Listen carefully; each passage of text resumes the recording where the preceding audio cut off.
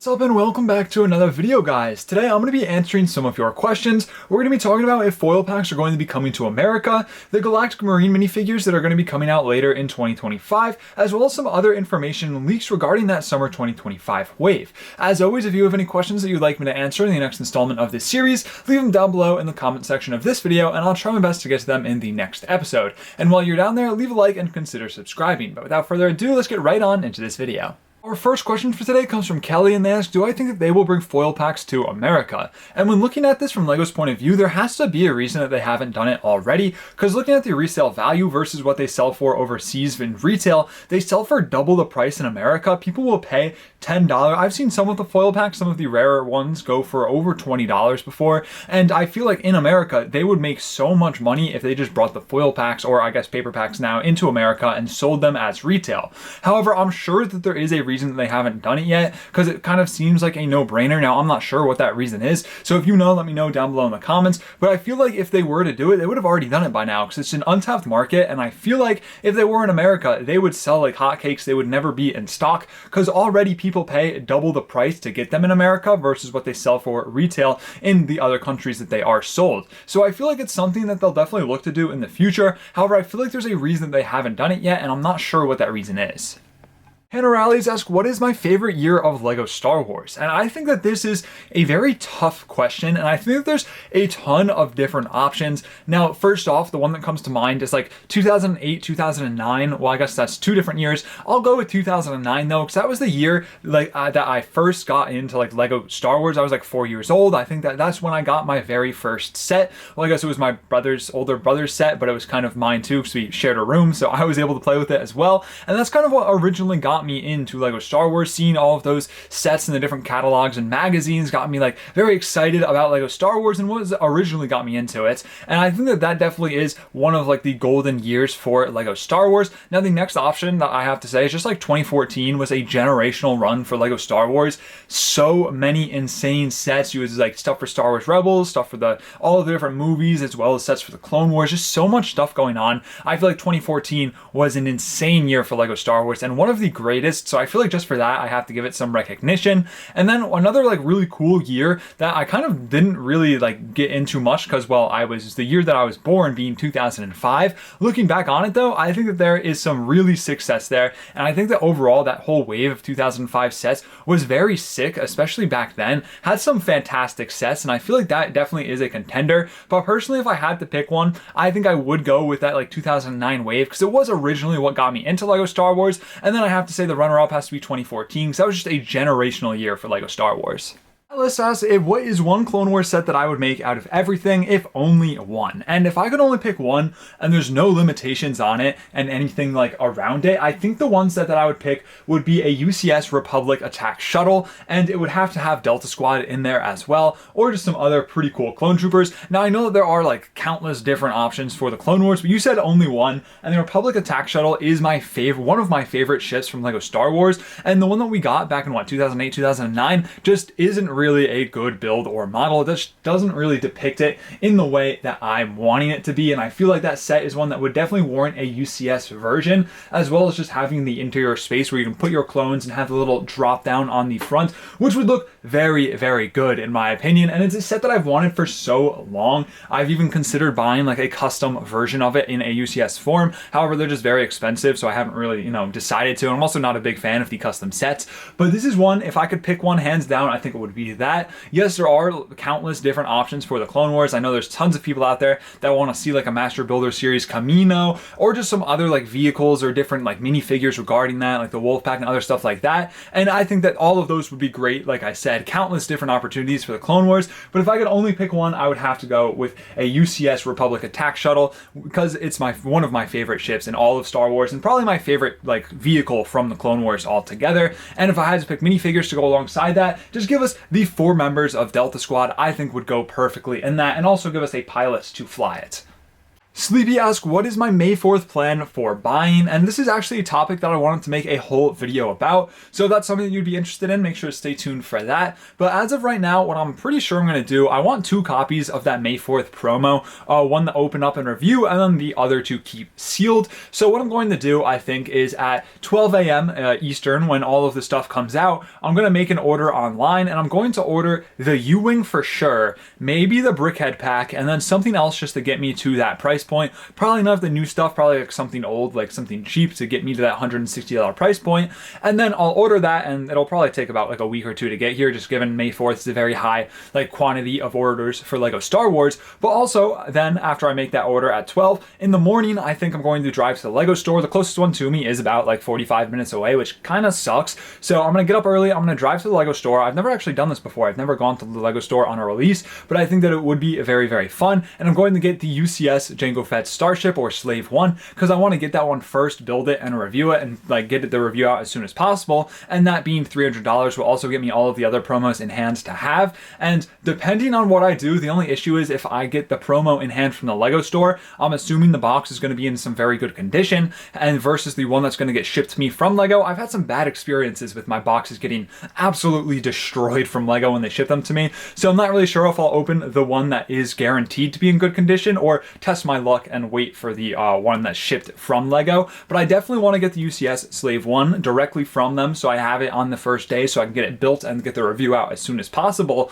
And I do want the U-Wing and the Brickhead packs, but those are ones that I don't really need to have day one, but I do want to have relatively soon to use in the videos that I have planned, and then just to get an extra set of the May 4th promo, because I think it's very good, and I think it will be one worthwhile having one open and one sealed. And I don't want to have the same thing that kind of happened with the Droid Federation Troop Carrier, where I only got one and kind of regretted it, so I ended up buying more on the aftermarket, which is just more and more money, versus when I could have just gotten them for, you know, the May 4th promo, and I could have gotten a way better deal and value. So I'm not going to make that same mistake again.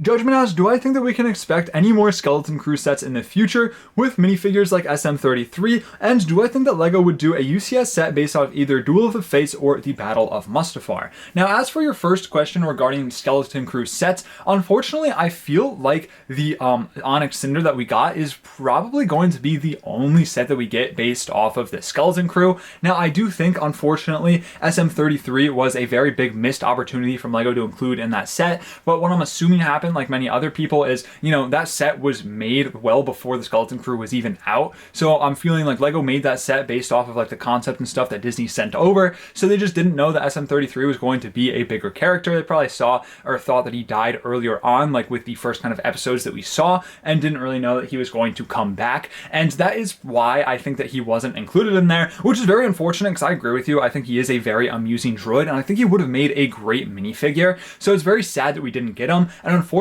I don't think that it's very likely that we get another set like the Onyx Cinder or just anything based off of the Skeleton Crew in the future, which is kind of not, doesn't make me that happy. I feel like the Skeleton Crew was a lot better than I was expecting it to be. I wasn't really sure what to expect when it was kind of originally out there, but I watched it and I enjoyed it a lot. So I would be interested to seeing more sets like it in the future. So I'm not really sure what LEGO could do or if they would even revisit the Skeleton Crew in the future, but I feel like there definitely is some sort of fan base there that they can grasp if they make new sets based off of it, especially if it includes an SM-33. I feel like it would for sure sell. Now, as for your second question regarding the UCS sets based on Duel of the Fates or the Battle of Mustafar, or if they would only stick to something like the Death Star and the Jedi Temple, I think you're talking about like that $1,000 price point, and if that is what you're talking about, I don't think that they would do anything like the Duel of the Fates or the Battle of Mustafar at $1,000. However, I do think that the Jedi Temple, if they were to make a UCS Jedi Temple, it definitely would be at that $1,000 price point, and that's a set that a ton of people have really wanted to see, one that I've talked about before, but one that I don't know if we would see in the future.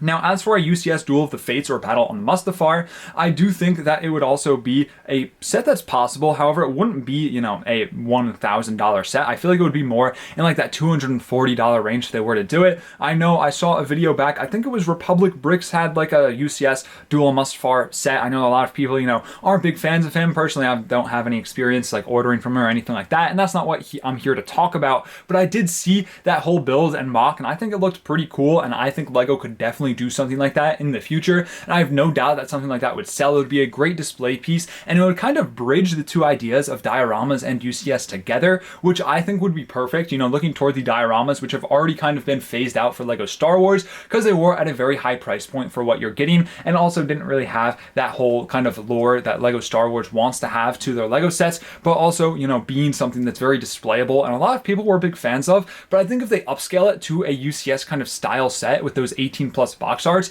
in like that like $150 to $250 range, they could make some really sick like big dioramas that would definitely be a lot more worth the value and would allow them to add so much more detail in versus those small little base plates that they include with the diorama sets. So I think it's something that they could definitely do in the future, and I'm excited to see. I'll ask, what if those super battle droids have a new print, like those jetpack variants in the 327th battle pack? And as cool as this would be, I think this would be so sick. I remember watching the Clone Wars where those kind of jetpack super battle droids were in and just thinking how cool they were, and they would make a great minifigure, and it wouldn't be that hard for LEGO to throw on the print. But unfortunately, I just don't think it's going to happen, especially because the images of it leaked out and super battle droids do look exactly the same. That's not to say that they're not placeholders like the 212th were instead of the 327th in that leak. However, I don't think that it's something insanely likely, and I feel like it's something that would have been brought up with the leaks when people were talking about it, which is very sad. I feel like if this was a new variant of the super battle droid though, it would kind of warrant that $45 price point that is on this battle pack, which is crazy for me to say. $45 for a battle pack, I still can't get over that. But unfortunately, I think it will be the same old super battle droids, but I do think that it would be sick to see the jetpack variants in the future, and I feel like there is definitely a possibility for us to get them. However, I don't think that it will be in the 327th battle pack.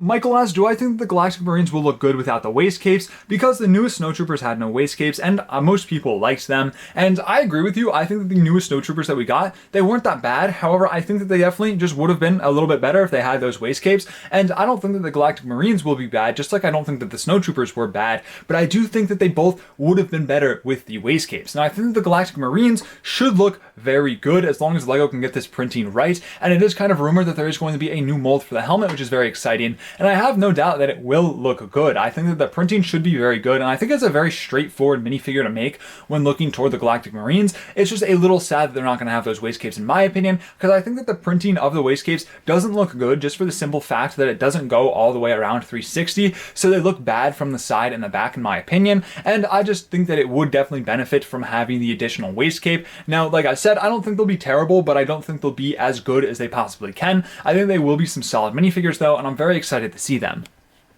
Doug asked if we could get a 501st or a 212th ARF Trooper, or even getting different named ARF Troopers like a Commander Trauma, and I 100% agree with you. This is something that I've been advocating for because I think that the ARF Troopers are some of the most underrated and some of the best clone troopers that LEGO has already put out, and I don't know why we haven't seen them after so long. We got them originally, you know, you have the Shadow ARF Trooper as well as just the normal ARF Trooper, and then, you know, the Specialist ARF Trooper that came with the ARC Trooper in that battle pack, and I think that they are some very good clone troopers, and I would love to see different adaptations of them. Now, I have like remembering looking back to Umbara and seeing the 501st ARF Trooper looked very, very cool, and it's one of the few custom clone troopers that I actually bought. I think it was Clone Army Customs. I have one of them, and it's a 501st ARF Trooper, and he looks sick, and I feel like LEGO should definitely bring them back at some point in the future. I think there's a ton of different opportunities, as well as some of the really cool different ARF Troopers that you saw throughout the Clone Wars. I don't know their names, but I think they were on Ryloth when they got attacked by Savage Opress, and I think getting a set like that would be so cool with those ARF Troopers. I think they had a sick design,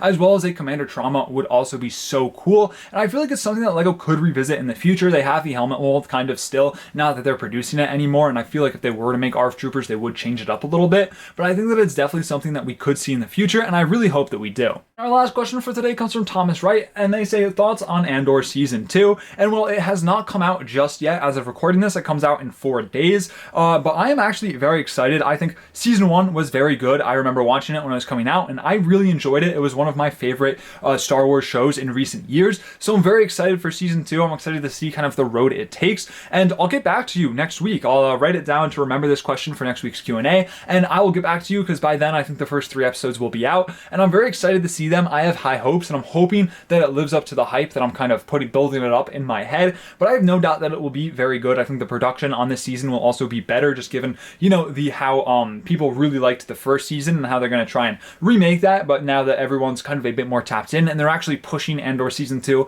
a lot more than they pushed Season 1. So I am excited to see this, and I can't wait to see it when it finally comes out. And that is going to do it for this video, guys. Thank you all so much for watching, and leave a like on this video if you enjoyed. Thank you for everyone who asked a question, as well as all of you for watching this video until the end. And if you have any questions that you'd like me to answer in the next installment of this series, leave them down below in the comment section of this video, and I'll try my best to get to them in the next episode. Thank you all so much for watching. Stay safe. Drew signing out.